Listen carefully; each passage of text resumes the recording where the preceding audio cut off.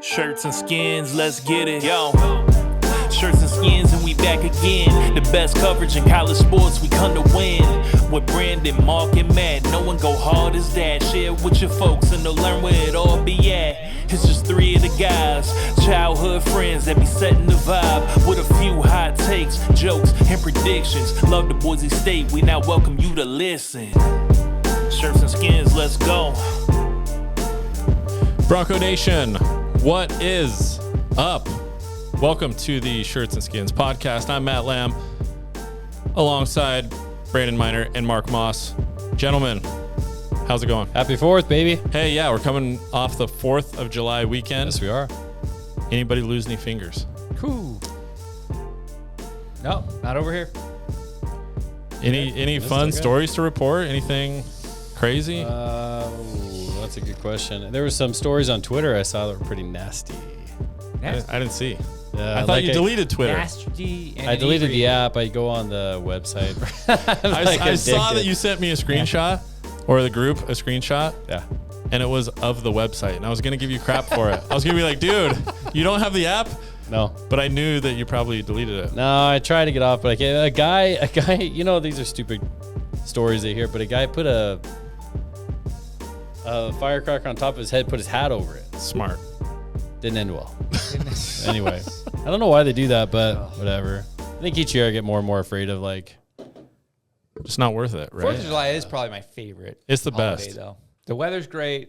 Yeah. We've been going up to my in-laws for the last few years, but it's great up there. I wish They there live were on the more lake and major holidays in great. the summer. yeah, that's Like pretty much it. Southern Hemisphere, if they had, Halloween, Thanksgiving, and Christmas, which have Christmas and New Year's, it's warm. Yeah. They get the better of that. I got a Obviously, question. I got a question Thanksgiving, for you, gentlemen. What's up? 4th of July or Thanksgiving? Which one would you 4th of rather July. have? 4th of July. 4th of July. No question. I mean, I like Thanksgiving. That whole Thanksgiving through the New Year is a great time of year too. But I love summer. I like the patriotic part of July 4th. I'm not overly patriotic, but I like that part of it definitely. More, and then What do you just mean overly patriotic? No, I mean I'm not waving flags from my car and different things like that. But I'm proud to be an American. like about as patriotic as Brandon right now with the Dude, American we flag are. behind him. We are. No, We- I'm we are patriotic. hanging. I'm just not. I don't know. I didn't serve in the military or whatever, but I appreciate all of those things that come with 4th of July. But I love the weather and the barbecuing and the playing on the lake and in the water and swimming and all of it. And if you can get the 4th of July on a Thursday and take It's Thursday and perfect. Friday off, Perfect. That's I a took great the week, but combination. yeah. Oh, for sure. You're up in Cascade again? I was in Cascade, played in the river, went boating, saw the fireworks, went to the parade. It's all good. Cascade's a magical place. It's great. We were in Twin one time. Early June. Was it windy? No, it was late June. It's always It's windy there. always windy at Twin. But this couple from Australia was traveling across country, and they said, our big goal is to go to Shoshone Falls? Twin Falls on 4th of July. What? And we looked at each other. Are From you Australia? Sure, bro? Like, are you sure you want to do that? They're like, yeah, we've traveled, we've gone through Montana. We're doing the whole thing in Twin for the 4th. And I was like, Why? what website did you get that from? you got hacked. Yeah. Like what? I was like, consider going to Sun Valley or any of the other places, Ketchum or whatever. Anywhere. Twin Falls. Yeah, I love I think, and if I were to rate top 5 holidays. Well, there's only 6. Well, there's a lot more, but okay, top 5. Go ahead. Can I? Go ahead. I mean, He's always got a comment, dude. Wow, You there's only couldn't 6. just say it. there's 6 that everyone gets for sure off, but go ahead, top 5. Well, Let's there's name more than 85% 6 of that them. people Let's get. Go ahead. No, there's not. I'll listen. Go. That Sure. everybody gets? Who get? Okay, there's 6 holidays that everybody gets. There's a bunch that like the federal government. Memorial Day, Labor Day, not everybody get those? No, people do. Okay. Memorial Day, Labor Day, Thanksgiving, New Year's, Christmas. Okay, I July guess I'm 4th. counting Halloween. Oh, okay. I got you. Yeah, people don't. Okay. Sorry. I'm just thinking days Christmas, Yeah, that was in the there. 4th, Okay. Thanksgiving, Halloween, and then I kind of go back and forth between Easter and Okay. September, or whichever one. That's Memorial Day or Labor Day. Labor Day's in September. Easter's good. I mean, more of a religious. Yeah. It's always on a Sunday, so you don't get the day Anyway. off or anything. I know Holidays are that. good. July 4th's good. America's good. Is It's all 4th of good. July your top holiday then? Out of all of them? Well, 2. There's number 2. What was your first Christmas. one? Oh, you said Christmas. Sorry, I was thinking about Mark fighting with you over the holidays. Sorry, well. He's always got to he's always got to get the last word in. Dude. He does. I think we had a winner, didn't we? Yeah, we'll get to that. A shirt winner, Yeah, we did have a winner. not a skins winner. Not a skins winner. If you want to be team, anybody can be team skins. Not everybody can be team shirts because Okay, you gotta have a shirt. that's true. Yeah. So if you enter that contest, we'll announce the winner momentarily. people did. Hang on. Yeah, they did. We did. So they had to retweet or repost our tweet and had to get some likes on it, and some did. There you go. Some didn't. So, but let's talk about our last video or our last episode we did. Talked about Jeremiah Dickey leaving. We also read some comments, which our fans, our listeners really liked. So the Tabasco guy, I don't know his full name. He said, "Hey, thanks for the shout out when you were reading comments. It's fun to hear your own words acknowledged and read out loud on a podcast. Appreciate all your efforts and insights. Keep up the good work." Hey, thanks. Can I talk about one particular comment? Yeah. We're just going through these. Okay, well, one guy at the bottom, where was it? Came for the skins, Oh, yeah. Only got shirts. only got shirts. Mozinator or Mozinator. Yeah. So there's some back and forth on that, but, I guess the only one that he could have listened to was the Moss. Oh, I Cold replied to that. punishment. I said, you might have to go back to the Yeah. episode where Mark does the cold plunge. Quality skin there. Yeah. Mark. That was quality. I will say. One guy, is his user -NL8ML9, whatever. Said I had this terrible dream last night, really. Boise State was down 21-14 at half against Georgia Southern. I woke up before the second half. If anyone came in on my dream at halftime, let me know what the final. By the way, Genty took it to the house. First play of the game. Not bad. Anybody have any updates on that? If anybody walked in on the Did anybody walk? Good comment. If any of our listeners was walked that? in Who on was his that? dream, let us know. I don't know. that comment User NL8M. Yeah, I'm not Identify sure. yourself. That was good. Dude, Logan Franklin says Prater isn't very smart and he doesn't really know football. Agree or disagree, Mark Moss? Having Prater here was awesome. It Yes. really was. We had a great time with Prater, and I think that I made judgments about Prater, listening Prior? to him for years prior, and then meeting him in person, and was really cool. But I will say this about Prater: you talk. I don't know how many hours accumulated it is during a week, but several, a couple dozen 15, hours. right? 3 hours a day, 5 days a week? Yeah, okay. You're talking on the So, radio? Yeah, so he's on the radio he's going to make mistakes, right? So they all do. He does. He has his fair share. He even said it in here. And I think that sometimes, you hear Prater and you're like, dude, what? Like, it drove me. He was talking on BJ's podcast last week, and he kept talking about we should pay Jeremiah Dickey by private equity, and saying how a company should come in and sponsor. And he kept using the word private equity, and I don't think he has any idea what private equity means. Zero idea what it. I think he was talking about it like a sponsorship. Like a sponsor, yes. That's different than private equity, and he kept saying it. So stuff like that. But that's not just Prater. That's just, it is what it is. Prater's he's been here for a long time. He's been entertaining to read, listen to. I like Prater. We all make mistakes. I make plenty of them. Do you remember when he posted an article about Nevada, like not winning, or one team not winning at home for forever, and then we lost to him? No, And then the team kind of blamed him for it. The Prater curse? Yeah, that he was talking about. Maybe it was at home. There was another. John Reagan chimed in about Mark and how Mark undersold him. I undersold John Reagan. Yeah. Oh, I didn't read that. I missed that. Well, my apologies if Well, I you did. read his comment, right? Well, it said. I think I shortened it, if that's what he's talking about. He said Moss undersold my Schedule Idaho opinion. Go back and listen to your Prater episode. No need to take my word alone. BSU has 11 years of declining or stagnant season ticket sales. That coincides with Pete leaving as well as the ramp up in cost. But he thinks the athletic director would stem that decline by building and maintaining regional rivalries. So I don't see why BSU plays each other. He was just agreeing with kind of Schedule Idaho over Georgia Southern or anybody else. Anyway, I don't know. Yep. One thing that somebody said on here, Dickey is as good as gone. Yeah, that's interesting. Because it's been 2 weeks, right, since our last pod, and it had just dropped that Houston had fired their AD. It's been 2 weeks and really no word from anybody, which is interesting. It's got to be this week that they. I mean, you don't want to go too long without having an athletic director. I know this is the time to do it, I guess, off season, but we haven't really heard anything. I always think when it's in this scenario, it's contract negotiations. They're just going back and forth, and that's how it could fall out. Like potentially, maybe Dickey's saying, "Hey, for me to leave this situation, I need X," and they're saying we won't get you all the way up to X, and the agent starts really, really high. And maybe he's saying, I'll just shoot for the moon. If they don't give it, I'm still happy where I'm landing. Yeah, I mean, we just haven't. Of course, I'm not checking the Houston newspapers daily, but I feel like just checking Twitter daily to all the Boise stuff, if there was something notable about their AD search, I would have seen it by now. So there's just nothing coming out from their end. But to your point, there's nothing coming out on Boise State's end like, oh, Jeremiah Dickey's agreed to an extension or anything like that. But what do you see from Dickey on Twitter? He's... Same old stuff. Yeah, he's responding to people that aren't us. What do you mean that aren't us? Oh, you mean us? Yeah. Oh, frick, yeah. He's interacting with everybody but us. But Shirts and Skins podcast. Why is that? Is it I don't know.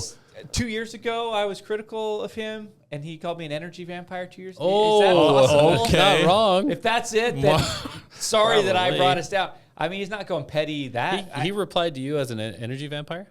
I don't or was he replying to BJ Rains as there's been like way before we ever started this, I remember there was a couple tweets that I don't know. Does he think Brandon Meinert is Jeff Meinert? That's a problem. Is that That's a big problem for us if that's the case. I don't know what that's a big problem. I don't know. I feel like we've been like 95% positive with Jeremiah. He's not going to come on now, though, right? He's in the middle of contract negotiations. He's not even getting close to it. But you'd like to, he doesn't even acknowledge. Just something. Just a little something. We put a clip about his hair and nothing. Nothing. One day, that'll be, we'll see. Hey. If you're betting, you're going to bet, where is he? What, saying you're going? Yeah. Dude, I just want to. I'm gonna bet to what I want and his stay. Did you see Matt Myers post? And he said, "Have you been to Houston?" Oh, he was trash talking on Houston. I've heard a lot of bad things about Houston. No offense to Houston; it's a bigger city by 1,000. All of our subscribers in Houston. No offense. Yes, I do. Well, my brother lives in Houston. The original fan of the show. Fan of the show. Yeah. Friend of the show. Friend of the show. And let's just be. He's here right now, right? He's here right now. His family, his wife and kids basically move out of Houston for the summer. Right, so which makes sense. Yeah. Okay. It's hot. It's humid. They live here and in Colorado for the summer. But, there's a reason he's in Houston, right? Which maybe a lot of money there. A lot of money down there. You can live cheaply. Like people are like, oh, it's a bigger city. The cost of living's better in Boise. That's not true at all. First-hand knowledge of that. That's not true. You can get a lot bigger, nicer, gated community homes in Houston suburb than you can in Eagle, Idaho, or you know what I mean? It's crazy, but and they make a lot more money, and there's no state income tax. There's a lot of reasons, financial reasons, to be down in that area for sure. So you save 11% on the state income tax, right? It's not 11% in Idaho, isn't it? 7.5. You guys pay taxes? It's not 11 here. Maybe for you. Hold please. Oh, please. Brandon's going to check that. Hey, we had a contest. I'm going to announce the winner. We need Dayton Robinson. Isn't he a touchdown? We need to talk about Dayton. We'll get to some stuff 6%, on Dayton. 5.8. I was way over. I was way over. You need 11. You 6%. You save 6%. Which is, but then if you're like making X number more and you're having better. I mean, there's, but that wouldn't, I don't know. He's making plenty of money. He's a young guy making plenty of money. I don't think that would be the main driver. But if you can triple your income, you're gone. You triple my income, I'm gone probably. So yeah, because then you just come back in the summer, right? Yeah, come back in the summer. But I am surprised. I'm surprised. It's been 2 weeks, nothing. But the fact that he hasn't been extended and there hasn't been this announcement, he knows, Trump knows, everyone knows that his name is out there. And the fact that it's gone 2 weeks and we haven't heard anything from Boise State or from him isn't a good sign, in my opinion. Yeah, it's the pressure, though, is building. I mean, getting into football season, it's starting. You got to think something is coming soon. Yeah. I don't know. Oh, yeah. I would think there's no way in 2 weeks from now when we do our next pod that he's either not gone or announce that he's staying. But Or with a new hairstyle. yeah. Oh, stop it. Sorry. He's set I'll with this drop it. I'll drop it. All right. Hey, we got a winner. The winner of the first Shirts and Skins podcast contest. The winner of a Shirts and Skins t-shirt, Jake Jensen. Hey. Yeah. Do you know Jake? I don't know Jake. Brandon and I know. Yeah, no, Jake. He's a great guy. I ran Great into guy. Jake like when the podcast originally, when we started it, he was at Chick-fil-A and eating his lunch. And I was like, hey, what's up, Jake? He's like, I'm actually watching the podcast Hey. right now in Chick-fil-A. That's awesome. I'd like to propose something. New friend of the show. Oh, yeah. With no ties to Houston. Exactly. Yeah, we got to replace him. Well, Jake's That's a good guy, man. Way to go, Jake. So Jake will get Large you or your shirt. extra large? Yeah, let us know. Or we can reach out to him. Large or extra large. Yep. And so this. I'm going to guess extra large. Knowing Jake. We'll find out right now. Well, there you go. Yeah. Okay. So going forward this muscle. week, we got something else, right? Yeah, next contest is this video on YouTube. First off, when you go to YouTube, subscribe to us. But just on this video alone, drop us a comment. That's how you enter into the contest. Yes. And we will draw a winner at random of those that have left comments. So And if you comment, don't leave some lame comment like, hey, and if you, Frank was here. are we gonna? What if someone comments and engages with other people? Do they get more entries? Just one comment, one entry. Okay, one entry If you per if you person. leave more, great. If Okay. you want to interact with the Okay. fellow listeners All right, I like it. or with us, feel free. But You're right. XL. XL. Okay, right on. So he knows before the He episode doesn't. No, dropped. that was Derek. Oh, Yeah, that was his brother-in-law. brother-in-law. Yeah. Okay. All right. okay. That's that. Let's get to our topics, Mark. Well, yeah, let's do it. We got a couple things, like nothing necessarily, nothing, this is that kind of that time of year. We're going every other week for a reason, right? We enjoy doing this, but it's not like there's news coming out every day. But one of the things that I want to talk about and maybe get some engagement with is just the Mountain West at large as it relates to, I'm re-energized as a college football fan and as a fan of a group of 5 team with the 12-team playoff. Not that I was ever lacking energy in my fandom, but that has energized me more going into this year than I have been for several years. And I was just in relation to that, I was just thinking about the other conferences in the Mountain West and the strength of the Mountain West and some of those types of things. So, I mean, as of right now, listening to all the prognosticators, Boise State is the favorite. Favorite, Right? Yeah. Yep. We've been the favorite, picked preseason favorites for Forever. 17 years in a Yes. row, like going back to the WAC days, which is crazy. And we obviously haven't, you can't win every year, right? But it's a good bet, right? But it made me wonder, what is the Mountain West right now? If I ask you guys, what's your perception of the Mountain West football strength right now? Can I go back to what I wished it had been? Sure, start there. Do you remember when we were knocking on the door for forever? We were in the WAC and we kept going to the Mountain West, and Craig Thompson was saying, "No, go away, go away." Is this when we almost went to the Big East? Yeah. Okay. No, we were in the Mountain No, West. we were in the Mountain West. Oh, Excuse me. okay. You're right. Okay. He's right. Anyway, it had BYU, it had TCU, it had Utah. That'd be a good conference. And if you add, That'd be a lot of fun. if you added Boise State, legitimately we could have competed against certainly the Big 12 if Texas and Oklahoma left, and I just thought there was a huge missed opportunity. It would have been just incredible, Yeah. but obviously TCU and Utah had a pretty good run there. I thought BYU did the wrong thing. They should have stayed in the Mountain West. They would have had a better chance at doing a lot of things if they would have stayed in the Mountain West, but they ended up in the Big 12. I thought they would have ended up there anyway. Yeah, I don't think there was any. I think BYU apologists would say, "Oh, we did that in order to get to," but no one else did that. They did that because Utah left them. They couldn't bear not being. So they're like, we're gonna be independent. It's Yeah, gonna be awesome. screw you. And they were irrelevant for 10 years. I honestly 8 thought of the 9. there was a 10 time where the Big East and the Mountain West were sort of competing to be that last Yeah. of the Power 6, I guess, at the time. And so I really thought we had a great chance of supplanting them. And then things went the other way. The Big East fell apart. We went into a broken Mountain West system. and we're still kind of scraping along. And then you see every now and then the Pac-2 wanting to get a new gang together, and none of it is interesting to me. Although I do see. Why is it not interesting to you? The Pac-2? Yeah. I mean, a newly formed conference. Because what? Because I feel differently. But go ahead. Because when I look at it, it's just the same teams plus Oregon State and Washington State. And I think, but what does that give us that's more than we have right now, just besides playing those two teams? And I just don't think, unless we're able to jump into a Power 5, 4, then it's just reshuffling the deck in the same spot.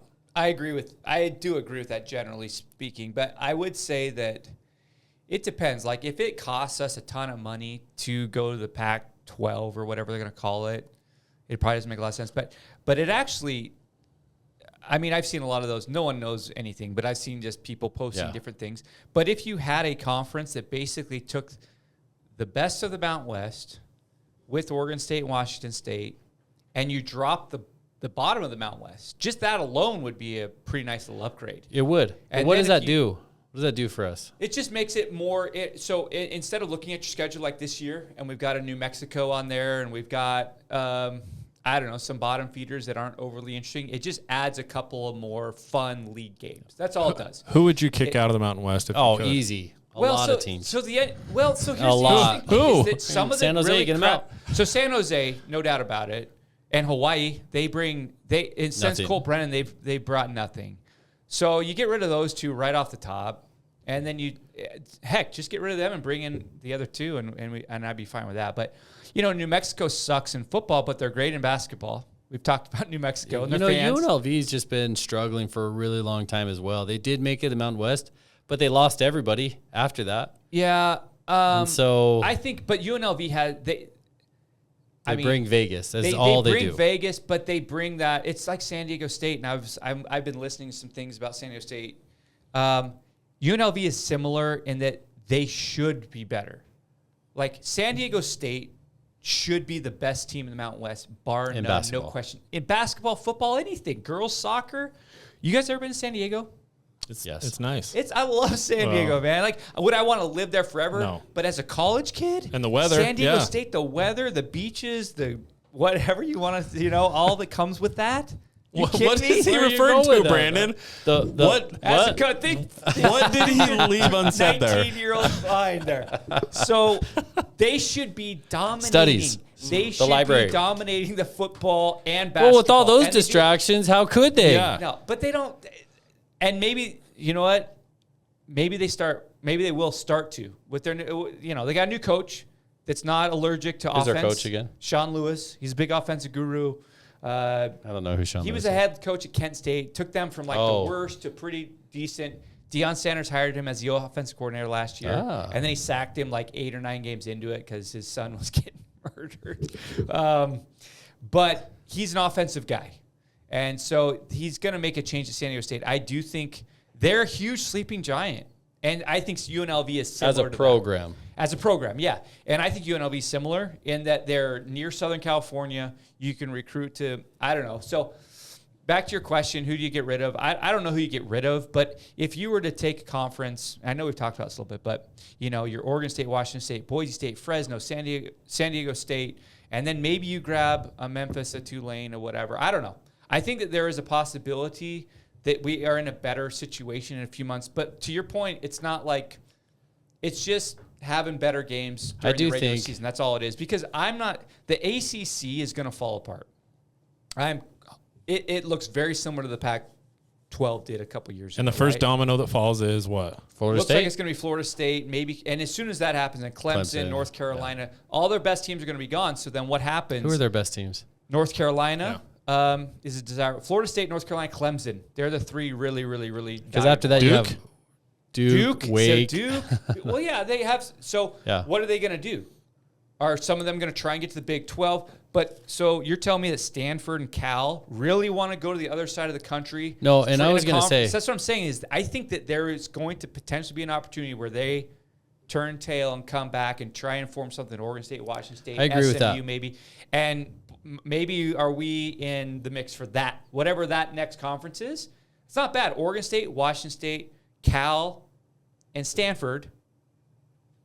I actually do think Fresno, there's a chance. San Diego. That's certainly better than what we got. I actually do think there's a chance where there's a regional poll, and all these teams going Oregon to Rutgers, and Oregon to Maryland, and wherever. I think that they start to have a longing to go back to regional. And if there's a decent conference there, maybe they pick off the top 4 or 5 from that, and then. But do they go regional if there's no money there? So, but maybe they bring the money. Maybe there's a allotment for the. Can I talk for a GD second here for us? Do you mind? Gall Dern. Go ahead. Dude. Anyway, we're back. I just think they could bring the money. They could bring the relationships that we're missing. I think that's what Florida State. I think that's what Washington State and Oregon State were missing. The like relationships to the power groups. And I think if Oregon comes back, if Washington comes back, and they bring those, or USC or Cal didn't go, did they? No, UCLA. Anyway, they could come back with some of those relationships and go from there. Can I state Yes, my you can. opinion? Yes, you can. Mark Moss, you. I agree. I only agree with that. I agree with that outside of the Big Ten and the SEC. Those two leagues are making so much more money that I just don't think that regionality. I think they're above it. I think there's going to be some sort of national. But I do agree with you for the rest of them, the Big 12, the ACC, the Mount. I think that there will be some reshuffling. Could it be in that regard? Is there a bubble That's going to burst? Doesn't seem to be. You talking about financially? I just wonder at what point are these conferences going to get more and more and more money that the viewership doesn't support it? And the bottom falls out. And then the bubble pops, and then they say, look, we can't pay you the amount of money that we're contracted to pay you because we can't sell subscriptions to whichever program we're selling subscriptions to. And then they say, okay, and then, I don't know, bubble pops and people start running. I don't know. I've always thought that's an interesting aspect to sports. Yeah, I think I always think of the kind of underdog that could fight against these, and I think the Pac-12 was that until it fell apart, right? Like all the schools out west that could have stuck together and been a, high revenue generating conference, but it doesn't exist. And so could one, like Mark said, could one formulate? I don't know. Maybe if they come together, would it be as exciting financially as Big Ten? And No, but yeah.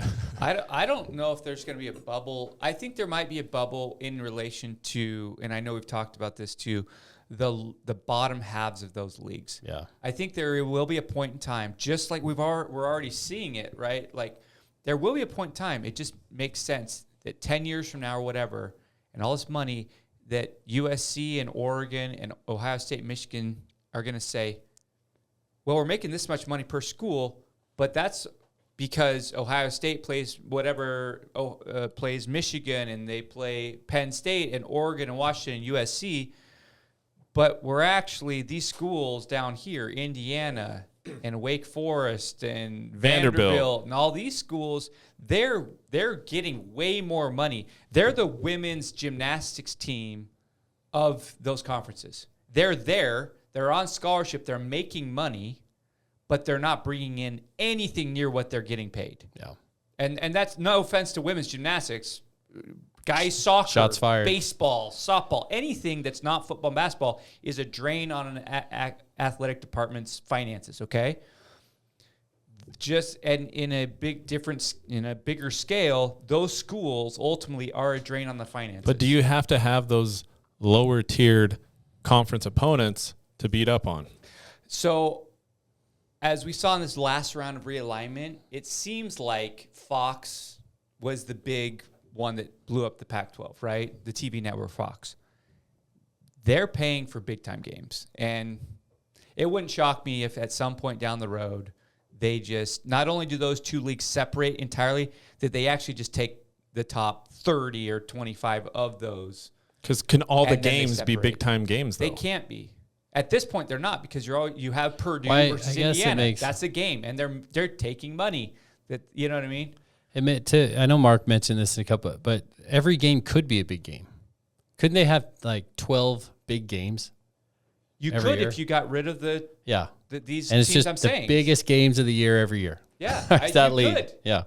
And so And then it's Division II from there. I think I wouldn't be shocked if at some point those schools that have just been coattailing eventually get left behind. I know there's finances and contracts and things to deal with all that, but that's neither here nor there at the moment. I mean, I know we've gone a little bit off topic, but I just think that Boise State, as where we stand right now, is we are on the outside looking in. We always have been. We need to position ourselves the best way possible. But I don't know. Back to the Mountain West conversation, I did a little research today. Yeah. I sent it to you. Yeah. I sent it to you guys. This was worse than I thought, okay? I knew that since Boise State we went to our last Fiesta Bowl in 2014. I knew that we hadn't been back. I knew another Mountain West school hadn't been back either, but I didn't know how dire it's been in 9 years. So we've had 4 schools that have been ranked in the college football playoff poll at the end of the year. Boise State, to our credit, 3 times, all pre-Avalos. With Harsin. 17, 18, 19, we finished ranked. San Diego State once, Fresno once, San Jose once in the COVID year, and that was a complete And that's fluke. a fluke. That's Total a total fluke. Here's the more staggering one. I mean, this is crazy to me. In 9 seasons, the entire Mountain West, guess how many ranked wins, the conference had over 9 years. Out of conference. Out of conference. Over Because, ranked? Boise Yeah. State would beat Fresno, who's ranked, and they'd beat us and whatever, which those games are, I know you guys saw, if you opened up, you saw it. 3 in From 9 2015 seasons. on, right? Yeah. Boise State beat BYU at BYU, which that team never should, but they were still on the COVID high. Yeah. That was that next year in 21. Thanks to Shakir. Thanks to Shakir and Hank had a good game. Fresno beat UCLA in 21. Early in the year before UCLA, I looked at that season. UCLA ended up with 5 losses or something. This is ranked at the time they played. At the time they played. And then San Diego State beat Stanford early in the year in 17. So 9 seasons, we had 3 ranked wins out of conference. That's just like not good. Yeah, the competition is really It's bad, just- and it's BSU's fault, and a lot of it. Why? I mean, just because we set the tone, in my opinion, this is my opinion. We set the tone for the conference that we're in. Like, Nevada would have never been as good as they were if they didn't have a Goliath to go after. A agree with BSU. that. And I just think if you could set the tone and be an incredible program, and like we don't have a lot of out of conference wins. we We've had played one. them, and we've played them. And played we've lost ranked them. teams, we've lost them, and so like us losing those, us not keeping up, has made people either we've come down to the group or they've come up to us a little bit, and there's probably a combination of both. But I mean, really, we've fallen quite a bit. We haven't set the tone. We haven't prepped ourselves or them to do it. I don't know, personal Mark, opinion on that. No, I agree with that. In your research, did you find how many opportunities we had? Yeah, I when I was about 3/4 of the way down, I was like, oh, I should have. I 3 out of how Yeah, many? I You don't- got to that's a good figure point. we've Yeah, played 3 a out of- ranked team in the last 9 seasons. a few a year. It seemed like going through the schedules, Yeah. there was a few opportunities a year for the conference. So you right? figure the conference has probably played in 9 seasons, 15 or so. Yeah, 15 to 20, we won 3 Yeah. of them. 3. That's my guess. Yeah. Yeah. So it's just not good enough, but I hadn't thought about that, but that's a really good take. I agree with you. I think that Boise State has dipped, and I think that the other schools have risen up, some of them, but I don't know if analytically that would support that. I don't know if I don't know if you looked at the wins and losses and wins. Now there was a lot of, I should have done this, wins versus Power 5 schools. Yeah, There that's a big were deal. some of those. We had a Florida State win in there. Fresno and San Diego State both have several of those over like Pac-12 bottom half teams, basically. But just top level wins just aren't happening. And so, it's just. I think it's sorry. Go ahead. There's a couple factors I think are changing so much. When we grew up, there was coaches that were at their same school for, I don't know, Ever. forever. 7 seasons, 7 to 8, 10 yeah. seasons.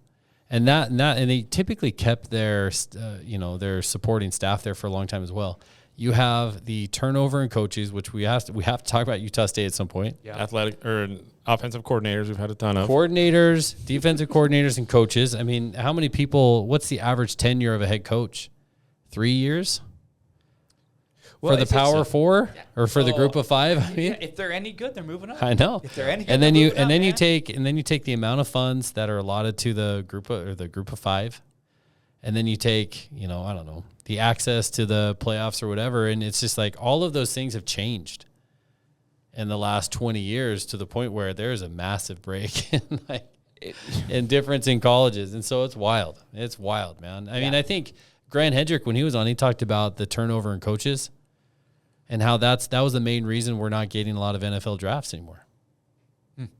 Yeah, I mean, he would remember that. Yeah, I it just makes sense, right? Yeah. I mean, like if you're having a new offensive coordinator every year, how can you be consistently? Yeah, that or would be you really, or really you tough. come in and you're being coached by people that didn't recruit you. Yeah, It's like, wait a second, those guys really believed in me. You guys have to kind of buy into that idea. Yeah, and I think now to that point. It's just different now. Even the Ohio States of the world are dealing with that now, just with the transfer portal. I mean, it's a new roster every year, and that's not, unfortunately for the Group of Five teams, most of them, speaking of Utah State, I mean, 2 years in a row, their best players outside of one or two are just gone. Like they have no interest in staying. And Boise State really lucked out. I mean, and that was a Spencer Danielson deal, I think. There's no doubt that they had a lot of guys that could have left. But that's not the norm for a Group of Five, players or coaches. I mean, it's just hard. It's just so hard. I've gone back and forth on this, mentally, I want to play with the big boys. I want to have that opportunity, and I'm super excited for this 12-team playoff. But at what point, and I don't think we're there yet, but at what point do we truly are we totally on a different playing field? And I don't know if this whole, starting in another year from now, the schools can start paying the players up to 22% or whatever. It's going to be like $20-something million. Of the profit or of the revenue, do you know? It's crazy the way they did this. The teams that are benefiting the most are the Big Ten and the SEC, right? So they took the Power Five teams, okay, and they said this is the average revenue that they get, not counting donations. So just their TV money and the ticket sales and whatever. And they're saying they got to the number of 22% of that is going to go to players, extra money paid directly to players. They Football, got to 22%. basketball, everybody? Well, they don't know yet. Don't know. That's the crazy thing. So we don't really know how it's going to work out. There's a lot of unknowns. But I do wonder, and the NIL, the problem is that they fixed this problem, but they didn't fix any problem at all more problems have come with it, and more will come. So NIL is still there. So it's just like, okay, now the schools are going to pay 20-something million to the players directly, and there's still year. NIL, and there's still Every year. There's still free transfers, all the things that are making it tough. So at what point, I mean, if you were a good player, the only reason I'll come to Boise State, if I had an offer to play at a Power 4 school and they were going to, on top bench. of... And you're going to ride the bench. Let's just assume that. Let's say you're going to ride the bench. Well, of course, every kid that signs a scholarship isn't planning on that, right? They're planning on playing and starting and eventually, right? But, I mean, you're guaranteed to go to this school and all those types of things, plus a guaranteed amount of money in your pocket. The only reason that that's a big difference. And the one thing that kept us in the running for so many years was that there was no NIL and there was no direct money from these big schools. So it was like, they still got no doubt. They still got more better players because they're the bigger schools, whatever. But there was still this you can come here and you can play here and you can get to the NFL, right? Yeah. And that's still the selling point for sure. But now they literally can pay the players. And NIL makes it so that the car dealerships can pay, and anyone can pay the players. It's just at what point, back to my point is, at what point is it we just can't compete anymore? I don't think we're there yet, but are we not? I can see getting there pretty soon. Okay, I could be happy in a situation where it's AAA, whatever division we're in with a playoff. I can still be happy and entertained and take my kids. Like, what if the cost? Because I just think the more you're trying to keep up, the more you're trying to do, then the cost of attendance, the cost of going to the games is going up and up and up and up and up. And the community can't support that to the point where you're saying, like, if we're not getting the best of the best, why are we paying $1,000 to take 4 people to the game? You know, why are we paying and standing in line or doing whatever we're doing? I can be happy watching a fun game because I go to high school football games and I get that it's local and there's some storylines there of people I know, but I'm still entertained. I still enjoy it. Still going to watch it, and I could watch the bigger games at home. I don't know. I think that maybe I'm setting myself up, but I think I can be happy in a late October, November, December playoff game against Oregon State to determine the Division II national champion or whatever. I think I can. And just because if you build up a scenario like you just did, I don't think Boise's keeping up with that. I just don't see how we're keeping up with that. Yeah. I don't. Yeah, you can't sustain that. You see us huffing and puffing, trying to keep up with the rest of the pack. And at some point you just say, we're going to drop back to this other pack. I just don't want to be stuck in the middle where we're trying to keep up and pay players. Yeah, where we're just, I don't know, stretching our budget, stretching everything, but we're still not getting there. Did you say stretching our butt? Budget. You stretch your butt. You got to stretch your hands. You do whatever you want. Yeah, I mean, you got to keep in shape. Yeah. Got to keep Yeah, flexible. I just think keep in shape for what? What you were talking about down in San Diego. Oh, yeah, Mark. So don't act like you're not a part of this. I think that is why the 5 years of Kurt Apsey killed us. Oh, here we go. We're going back to Kurt. Hey, But I think it's why now is the time. Like, because I agree. I agree with that. And dude, you go on YouTube and you see, I've been there. I've been on YouTube. This thing called the YouTube. Yeah, I've been there. Watch Dude, some vids. there was games where Boise State had a number 3 next to it. Yeah. Oh, that's hurtful. And we're playing Virginia Tech. Like, so to go from that point where we were nationally relevant to like what you're saying, it's just going to take some time. Yeah. Those days are gone, Mark. For me. But they're not gone yet. What year was that? They are Virginia gone Tech, 2011? 10, 11, right in that. 9, 10, 11. Those How many were so good years separated do we need to be? No, 20 years? I know. Hey, but I'm just saying that, like, I just think that right now is the time to get you're a right. push Carpe so that we're diem. never going to be in the Big Ten or the SEC. But I swear there's going to be another shakeup. And we just got to be in that next group. And maybe, and I would be happy with that. But I think it would be hard for me to be basically FCS, but it might come to that. Relegation. Yeah, relegation need it. Would love it.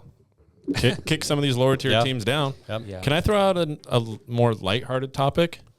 I do want to talk. Just briefly? Keep going.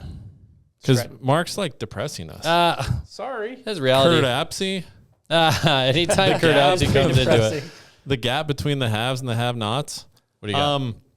You guys didn't go to the softball we didn't. No. classic. Did you go? I was there. I took the whole family. Oh. Not many people attend that, and they should. It a was good time. hot. Yeah. That day it was especially humid. Yeah. But it was great. You can sit super close. Spencer Danielson was there, shook my kid's hand, said, "Hey, what's up?" yeah. He was there, made an time. appearance. Malachi Nelson was there, Maddox Mads, Genty was there. I mean, you're right there with all these players. Maddox Madsen won the home run derby. Didn't he switch to left-handed He won and he it. cranked it? He won it left-handed. That's crazy. But the guy can swing the bat. He's got a good Pretty swing. good athlete. Why does no one show up to that? I don't know. The tickets aren't They're $5 for general admission, and if you want to pick your assigned seat, $10. What happened? Was it a Wednesday night? It was a Wednesday night. Okay, I golf don't know. Yeah, that's might be an issue. I don't know how heavily advertised it is, but It's kind of back to what we were just talking about, though. Think about if Alabama, or just like more regionally, Utah or Oregon or Washington or some of these big schools in our region had that activity where lot of you people had would go. access to the players and Yeah, they let you autographs on the and all field. these things. You think 150 people are showing up at like 150 might don't be we- generous. Really, it was less than that. I don't know. But I mean, are we around there, kind of getting what we get, what we deserve here? I mean, people Maybe. I don't know. If I think more should have gone. It was a fun time. I Okay. mean, I don't want to overhype it. Yeah. But laid back, you're watching guys that don't normally play baseball. Like some of these guys, you can tell they haven't played. Yeah.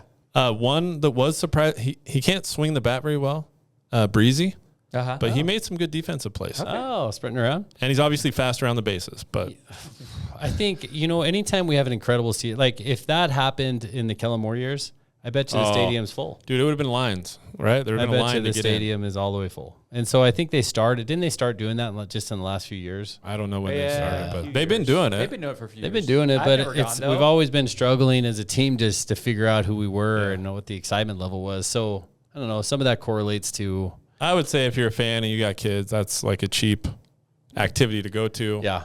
As long as you don't, I didn't take mine to the concession stands, but you get in the door, Dude, you have fun. You know how many times I've gone to a Hawks game and ordered a hot dog and gotten this like smashed up package and tried to unroll it and be like, oh. Well, I had a $5 bill in my wallet and I gave it to one of my daughters and Yeah. I was like, just go find something. She's like, I can't buy it. she's like, a cup of ice is $2. That's how it is. Yeah. But yeah, they let the kids run the bases, they let them down on the Biden. field to sign autographs and Yeah, that's fun. or get autographs and stuff like that. So we saw Danielson at the dinner, Yeah. the NN dinner. He is.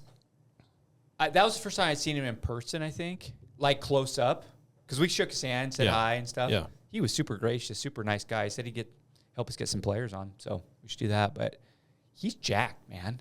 I don't see that on TV. Like his shoulders. Would he back, beat Harson is in like, an arm wrestling match? Ooh, probably not. Harson's pretty. Yeah, jacked. upper body. Yeah. But Danielson's in good shape, man. He is in good shape, more so than I was expecting. I guess. Can we talk Utah State? That's all I've got. So yeah, whatever you want to do. Did you see what happened to Utah State? I like you. That poor program, man. No, I didn't see. Yeah, go ahead. What They're in a happened? tough see? spot. No. Oh, okay. So they going back to their other sport, basketball. They lost their coach after 1 year, Yeah. and he took them to heights. How many games did they win in the? Didn't they win 2? They may have won 1. 2 years ago or this? No, in the tournament in basketball This year. this year. Mountain This- West tournament? Mountain No, West in or the, NCAA? in the Did NCAA. they win in the NCAA? Yeah, they tournament? did. I They remember. won one then. They didn't get to Sweet Okay. 16. Yeah, they won But one. they won the Mountain West. Anyway. They won the Mountain West. The tournament or Yes. the regular? No, the the regular season. New Mexico won the tournament, and then Right. they won the. And anyway, had a great year. Lost their coach. Lost their best players. Lost their basketball coach the year before, too. Lost their basketball coach the so year before. 2 years in a row. So they're having a tough time, right? And then Gary Anderson comes back to the football team after they've had some turnover with their football program. I wasn't exactly sure what's been happening with that, but Gary Anderson, long beloved coach of Utah State, right? Who took them pretty far, I think, when Pete was here. Yeah, he all was that good. stuff. Got, I guess, on administrative leave. No, got hold on. kicked off. Gary Anderson. You're not talking. You're not talking So- about Gary Anderson. No, you're Who's talking. their coach? So there was a Gary Anderson. Yeah. Who left, came back, and then quit or whatever. Oh, but who's their coach, is now? his last name is Anderson, but it's not. the one Oh, you're okay, talking different about. Anderson then. But No, he's never been mind. there. Blake Anderson. Blake Blake. Anderson. Yeah. My bad. Yeah, he just got put on administrative leave. They're like intent to fire or something, and they fired 2 assistant athletic directors or whatever. Oh, in the program. Yeah. So this is the university president. This Yes. headline says they informed their football coach, Blake Anderson, he'll be fired for cause after Title IX review. yeah. Title IX is just being abused right now by the government anyway. So I don't know Everything is what's Title going IX. on. But I don't know exactly what happened. Title but IX. some- How does a football coach get in Title IX? No, it has to do with there was some their players. They've had some issues in Logan with players and Yeah. sexual misconduct types of things. So sounds like, and I don't want to misspeak, but sounds like there was something to that. There were some accusations that supposedly he did not report properly, and there was an investigation, and they're letting him go. But nonetheless, They're in a tough spot. let me say this about Logan, Utah. I almost went to Utah State. Yeah. I've been there a couple times. They in have a high cool school. stadium. Cool little stadium, cool campus. cool town, cool. Like I would send Yeah. a kid to Utah State. Yeah. Like I got no issues with Utah State. But they've been They're in a tough they're in a tough spot, spot. man. Lost their head coach. Their interim is they just hired the interim to be the defensive coordinator after this last season. So he's never even been there. He's never coached. He's like 33 years old. Yeah. He's going to be the head coach this year. So he's going to be the interim until they either hire him for or the they. year. They said for the year. Tough deal for them.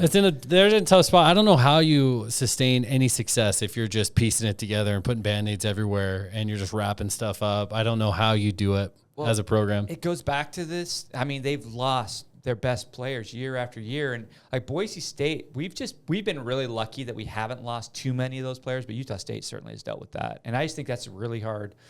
And they like lose guys in state, like left and right. Yeah. Their best players go to Utah and BYU all the time, and that would just be. And you know what's brutal. funny, because the school hates those two teams. Totally. I mean, they're like the little brother, man. They just.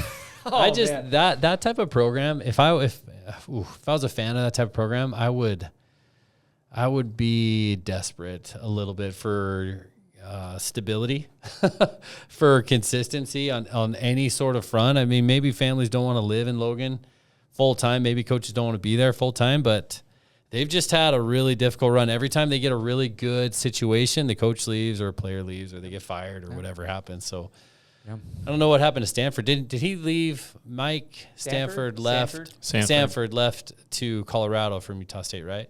I don't even know. I thought he did. I know there was a stop in there, but Yeah. it was always a short term.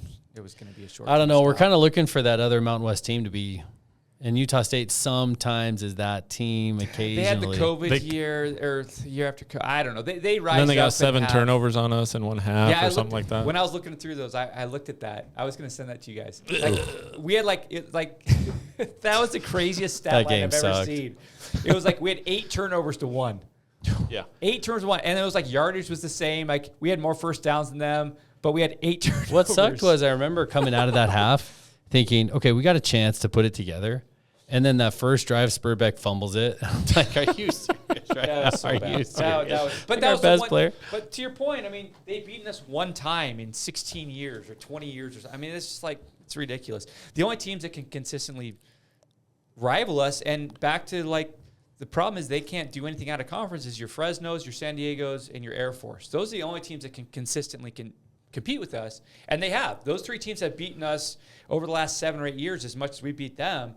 But it's like, do something else. Like, okay, beat us. We'll go beat someone else. Go to a big bowl. Like, do something. The record for teams, I was looking at this, I should have written all this stuff down, but the record for teams the week after they beat us in the Mountain West is atrociously bad. Like, they beat coming Boise off a high. State, And then like they almost never win the next week. It's just like, it is their, a lot Yeah, of teams, it's their Super Bowl, man. But I keep going back to Anyways. this year. Like, what's our expectations for this year?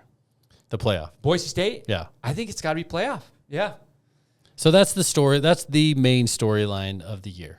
has to be. That's the top story.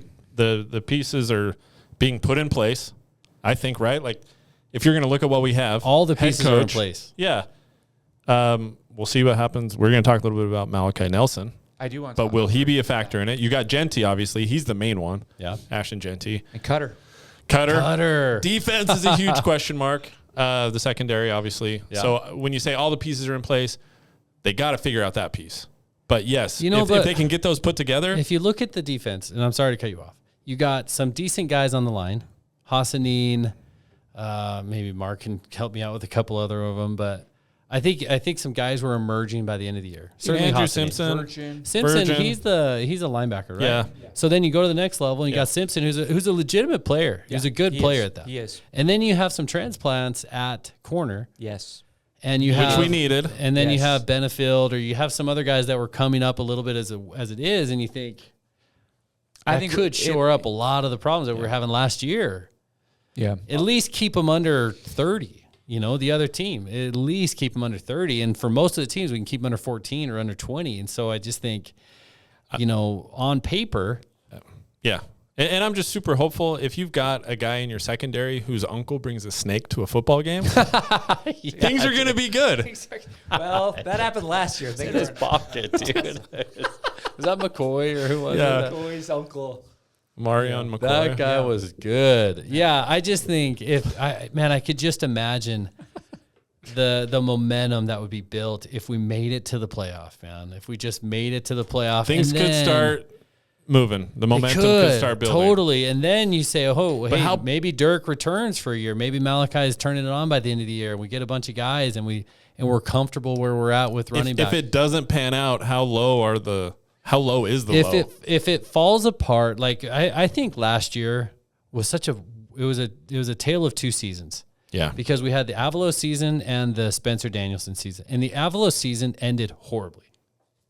I think it actually ended with like a 25-point win. I know. I think we would have. I don't think we would have won out if Avalos was. No. I agree with that. Personal opinion, and just I think the team would have been left in shambles, and everybody leaves.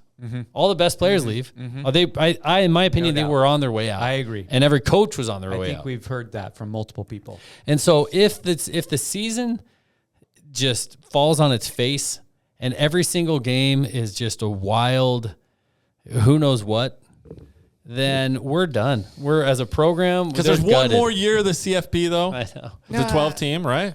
I don't Yeah. know We're that there's. guaranteed 2 I years. just don't know that there's much middle ground this year. I just think we either make it to the playoff, Yeah. or a bunch of people leave. Well, I think that there's potentially could be like, oh, we go 11-2, but Memphis goes 12-1, and we just miss out on it. And that's if we win the Mountain West, and You got momentum for next year. Yeah, I don't think that's like a horrible Man, I season don't know. you're not dependent. That's the thing about the playoff. It's not just on us, right? Like if we go undefeated, yeah, but we're not going to beat Oregon. Sorry, guys, and we're not going to. But we could have a good year and not make the playoff. I do think that that's possible, but it has to do with other teams. What if you go 8-5, Mark? Are you super bummed? So that's the thing, man. Like going into last year, no one thought that was going to happen that season. We were so high on McAllister and Taylor Green. And Taylor Green. Neither of them Rightly finished so. the season. So you just don't know what kind of turns and twists are going to happen in the season. But the one interesting thing from the national perspective that I've found kind of interesting as reading things and listening to people is Malachi Nelson seems to be the starter, according to everyone outside of Boise. Right now. Yeah. Oh, outside of Boise. Outside of Boise, Yeah, people yeah. don't know. Yeah. And then the other one is question marks about Danielson. Because we're here and we're like seeing everything like. Like if he's a good coach? Yeah. Oh. Yeah, I saw some, how they do those anonymous questions from other coaches in some publications. Athlon Sports does one of those, and Phil Still. Well, I and don't some know. of the questions are, is Danielson the guy? No one's saying he's not the guy, but I think that is a legitimate question. Like, Avalos got out-coached so many, like we got out-coached as a staff, I don't want to just put on Avalos, several times last year. Well, in the last few years. There's a reason for that. He was micromanaging everybody. Sure. We were I'm playing just saying, scared. We were coaching I scared. just don't know if we, and I'm not second guessing. We're all excited about Danielson, everything he's done on. We don't know how he really coaches in the game, though. I mean, we That's true. The team was on a super high when he got the job and everything, and then he actually gets the official job, and they, UCLA. I think we can take that. Just that was so weird not having a quarterback. But I don't know if we know how good he is or the staff. I don't think we do know how good of a coach in game he is. And I think that back to the Mountain West in the season, there's a lot of good coaches that are coming in the league, but I think we just don't know about Danielson. We know a coach like Jeff Tedford is a really good coach. Yeah. And he outcoached Avalos severely multiple times. Right. Okay. Speaking of Fresno, what do I think you- they're. I think that Fresno. If you're asking, no one's asking, but I'm going to say it. My prediction. I'm now, asking. It's Boise and Fresno in the championship game. Okay. Because I think Can I go back to your question? What aspect of coaching are you referring to specifically? just The X's and O's or the punt now, go for it on 4th and 1? both of those things. Because the X's and O's are left to the guys. And Okay, Dirk so- will take care of his stuff, right? I would think so. Yeah, offense should be fine. And we got our special teams back. We got to remember, okay? Stacey Collins. Yes. No, I'm Yeah. generally excited. I'm not saying, I'm just saying we don't know because he hasn't been in a season yet. But the one thing it is questioning or makes you question a little bit is that Matt just said it. What was the unit that really struggled last year was the defense. Who was in charge of the defense, man? Probably Kurt Apsey. It was Kurt. Why? It was Kurt. Why It was did Spencer the defense Danielson, struggle right? so much? Because was Avalos just in his ear the whole time? We don't or know. Just We don't And know. let's locking hope. it down? Let's hope. But I mean, I still remember when we lost to Colorado State on that freaking Hail Mary. And we're up 20 with 5 minutes to go. Yeah. We lost the game. Yeah. There was defensive play call that is just when they went on their last drive, like they got the ball, they had to drive 85 yards, and you just knew. You just had the feeling they were going to go down there and do it. Yeah. But it was like a third or fourth and long. And we put Andrew Simpson one-on-one. Yeah, with the receiver. With Torrey best Horton. receiver. Yeah. Horton. And he burned him. And I like Andrew Simpson. But that's an He's not the NFL guy. wide receiver. It's like, who made that call? Was that Spencer Danielson? He was the defense coordinator. Was that Avalos? Like, whoever made that call, that was the wrong call. That's an example of an in-game call that costs us the game. Now, there was a lot of things that cost us Our the game. defense got better by the end of the year, right? I don't know. Can't you say? The Mountain West Championship game they did. Yeah, UNLV. And the last 3 Well, games. they it's did hard to play get well. worse, I guess. Yeah. Right? I don't know. I saw them make plays, and Simpson and Hassanin stepped up a lot. Yeah, too, there was some noticeably. exciting. Yeah. Anyway. Yeah, You're right. I don't know. I'm You're not right. quite. I'm just saying that I just don't know if we know. I think Spencer Johnson has won the offseason.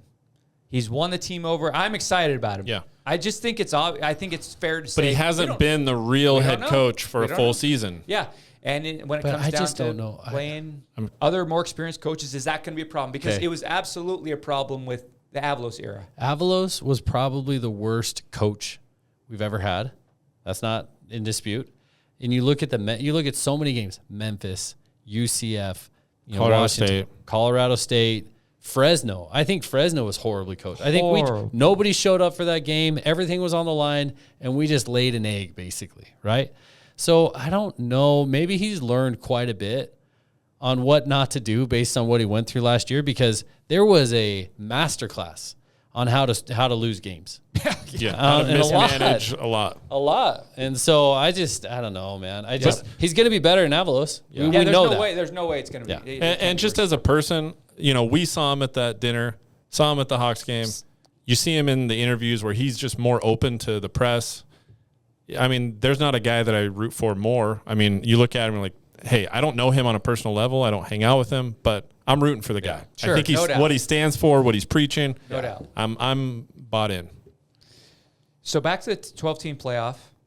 I put on here, does the team need to change the team goal? What's Like the in the team, team the room? pyramid.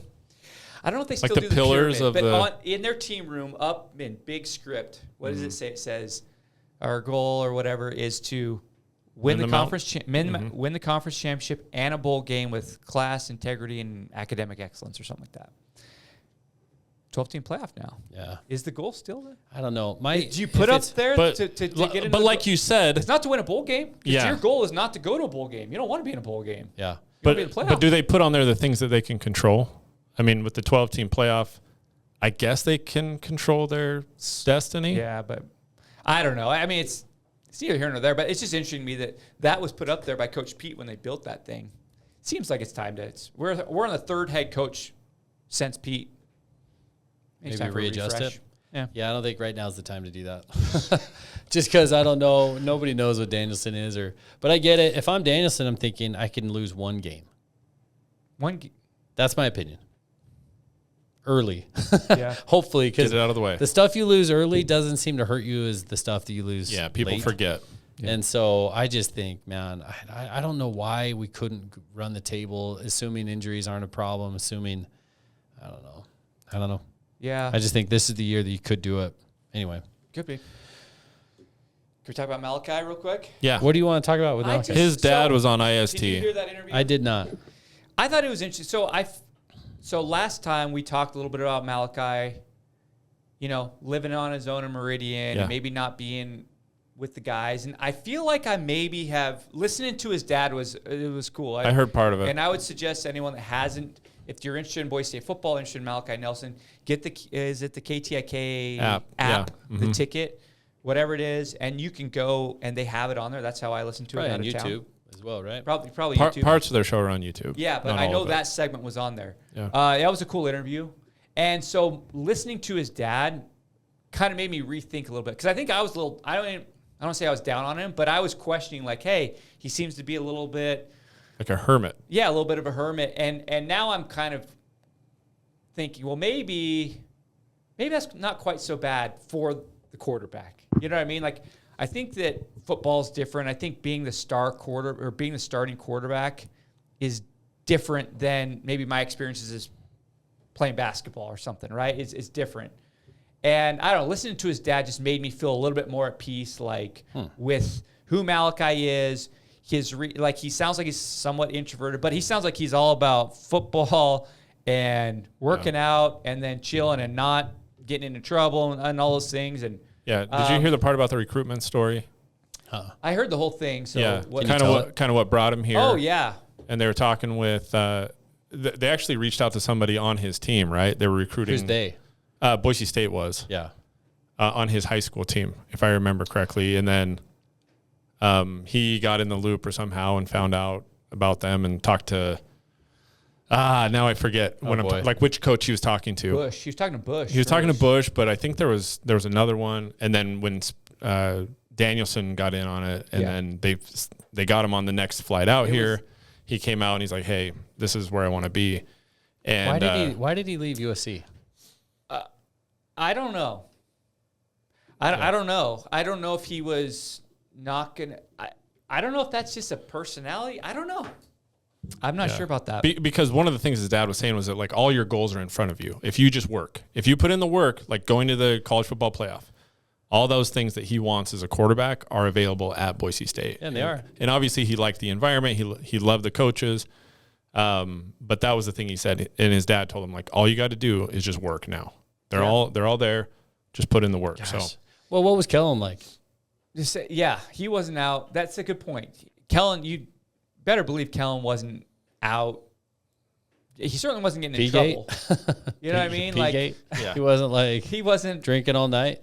I doubt it. He wasn't Ryan Dinwiddie passed out on Capitol Boulevard. But I said grinding. I say grinding too. Sorry, grinding. Yeah, I don't know. He wasn't grinding. Listening to his dad made me feel a little bit more like, okay, that makes sense. Yeah. And his dad's a good talker. Dad's a good talker. Yeah. He's a pastor of a church, and I will say this too. It seems pretty. I've heard his dad talk a couple times now, and it definitely. I think that religious side of Spencer Danielson was 100% a big hit with Malachi and Malachi's dad. Yeah, I think that was a big selling point. You know, I could imagine the locker room at USC may be different than the locker room at Boise State. I would think so. Yeah. It's a big environment. You spend most of your time in. You're kind of in Hollywood compared to Boise, Idaho. Yeah. So it'll be interesting to see kind of where Malachi goes and Maddox. And it seems like everyone, Maddox is going to, I just think, I'll tell you this. What happens. Maddox, he doesn't have all of the hype behind him, right? He didn't come from USC. But the guy, it's just softball, but the guy is an athlete, right? We saw him a little bit last year where, like the drive against UCF, all that stuff, where he's a competitor, he's an athlete, he's going to fight for that win. And, he doesn't have all the glamour and all the, hype, like I said, that comes with a Malachi Nelson type. But he's, if people were to be upset if Malachi doesn't get the starting job, it's like Maddox Madsen, for me, I wouldn't be let down if he gets the starting job because he's a fighter. I think he's a good athlete. Is he NFL material? Probably not. He doesn't have the tangibles to do that, but I think we have some good options at quarterback. I keep going back to all you need to do to win some of these games, most of these games, is just get it to the guys without interceptions. Yeah. Just get it to the guys that Dirk's telling you to get it to. Yeah. And he should. There's enough out there. I think that's what Dirk is going to do, and that's what we saw with Talon. Make the playbook simple, right? I wonder if he will. Don't put too much on the quarterback. Let's do some short passes. Yeah. Let's hand the ball off. I don't know. I just think you got a ton of options. If they bring it up for Genty, we all know this. If they bring it up to stop Genty, you pop it over to Bolt or Prince Strawn or some of the other wide receivers that just came in. You can get it to your tight end. You get just everybody should be touching the ball 2 or 3 times. And I really hope that's the case. I 100% hope that's the case because you're going to need all those guys if you're going to win 11 games. Well, the nice thing about Dirk is that he's a coach, and unless there's some sort of health scare, like he's there. Yeah, you know what I mean, like we could have an injury, but I trust Dirk. I trust Dirk a lot. I trust Dirk a lot. Good coaches, they make the next guy look great. I just think that we are so lucky to have him. if we go to the playoff and we like Dirk has to go down. I know we talked about like Mount Rushmore-ish. He's on there. He's on there. He's yeah. We'll just see. That's too early to talk about that. But he's just like, I trust Dirk a lot. It was interesting listening to Phil Steele. You know Phil Steele, college football guy, and they were asking him what he thought the weaknesses was for this team. He mentioned the wide receivers, which I'm like, fine if that's our weakness. Yeah, because I think that our wide receiver room is could be super deep. Right, Capel's coming back. A lot of the guys that are going to be making contributions were either hurt or not on the team last year. So I can see why he would say that from the outside looking in. But if that's our weakness, bring it on, man. I mean, if you just hear who was the transfer, Marshall and then he was there. He's at the softball game. He's a big guy. Chris Marshall, and then there's he was from Indiana. No, he was the guy he was the 5-star from high school that went to Texas A&M. That's right. A kid from Indiana. I'm sorry, I'm blanking on his name. Well, anyway, those two guys, Bolt and Strawn, and Lautner. And Capels. Don't forget Capels. He was our number one receiver 2 years ago. Louder. Not Taylor Lautner from the Twilight movies. If that's who you're thinking of. He would be a good player. He's pretty ripped.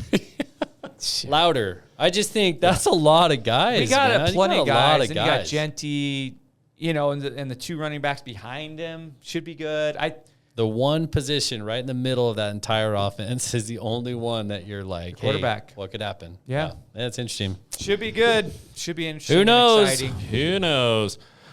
All right. Well, we announced a new contest. Yes. Leave a comment on this video to enter. You have the opportunity to win a Shirts and Skins t-shirt. Large or extra large? Large or extra large. If it's anything outside of that, you may be waiting a little bit. Any size, but you can have any size as long as it's those two. Yes. Thanks for listening. Thanks for watching. Please like and subscribe. We will see you in a couple weeks. Peace. Peace.